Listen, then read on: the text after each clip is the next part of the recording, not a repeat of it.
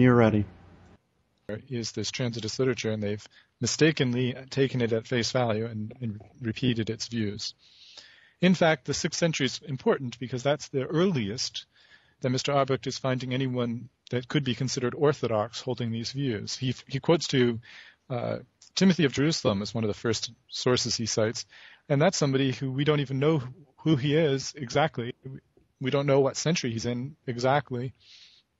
We're kind of puzzling over it, and the reason that he cited him is not because he's some kind of notable church father, but because he happens to be one of the earliest people, and historians guess that he is the 6th or the 7th century, who talks about this idea.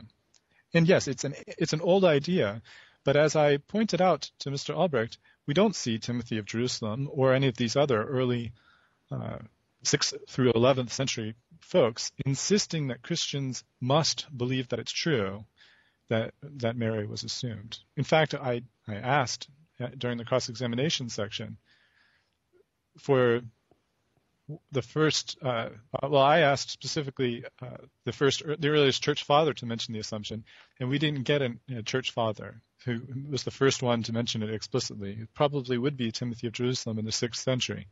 So we have 5 centuries of silence, and yet we're supposed to accept this, not just that it might be true, but that it is true, and that if you oppose it, you are under the wrath of God and the apostles Peter and Paul. That's the absurdity of this kind of position. We don't know, we're not told when, by Rome, when Mary died, when this assumption supposedly took place. We aren't given any good explanation for why Jerome, writing from Palestine about all the events that took place in the various places around Palestine, leaves out the assumption if that's an important doctrine. Of course, the reason is because he becomes a widespread view. It wasn't something the apostles taught. It's not something that came down to us through tradition. That was the second point of investigation that I proposed, was the investigation through tradition. Tradition, prior to the 6th century, shows us only heretics, only the non-orthodox, promoting this idea. I think it would be very interesting to hear Mr. Albrecht provide to us whether or not he thinks that the Book of Mary's Repose is an orthodox piece of writing, whether or not it speaks truth, because we know that Pseudo-Mellitus does not speak truth. He claims to be Mellitus, he's not.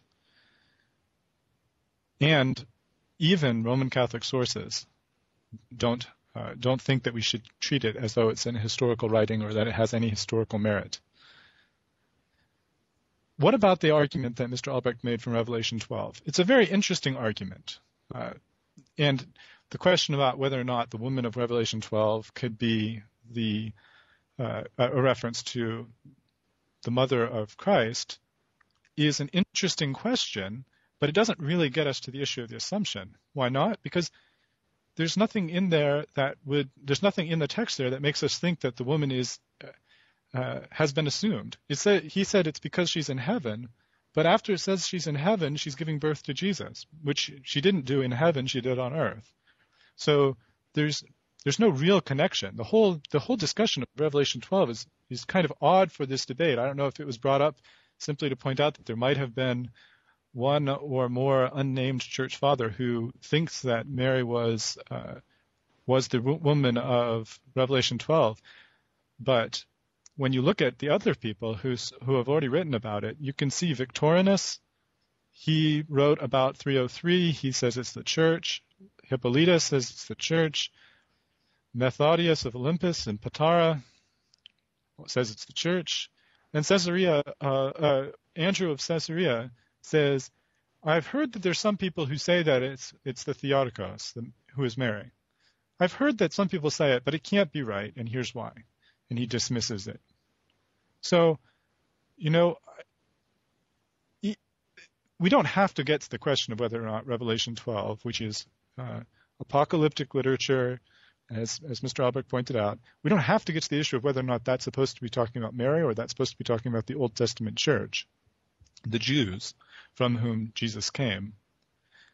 And he was Jewish. That's a legitimate interpretation that those church fathers give when they say that it's the church. We don't have to answer that question because it's not a question about the assumption. There's nothing in Revelation 12 that would make anyone think that Mary was assumed. And let's see what else there was in this debate. There's the contradiction as well between the fact that expression about Mary being in heaven is proof of the assumption, or of an implicit view of the assumption. That's contradicted by the fact that the expression is used that the woman gives birth to the son, and therefore it must be Mary, but the woman's in heaven during this discussion. So, which I already pointed out, I won't belabor the point too much more. This idea that the article indicates that the person is known, it sounds like the kind of argument someone would use who didn't understand how Greek articles are used. The fact that it says the woman doesn't necessarily mean that the woman is somebody known to the people to whom John's writing, and if so, it's odd that so many church fathers don't view who spoke Greek, and I quoted several of them. They wouldn't come to that same conclusion. This connection to the fact that the word for woman is used is just shocking. The fact that Mary and only Mary is the mother, while it's true, misses the fact that Jesus came from the Jews, which is the Old Testament church.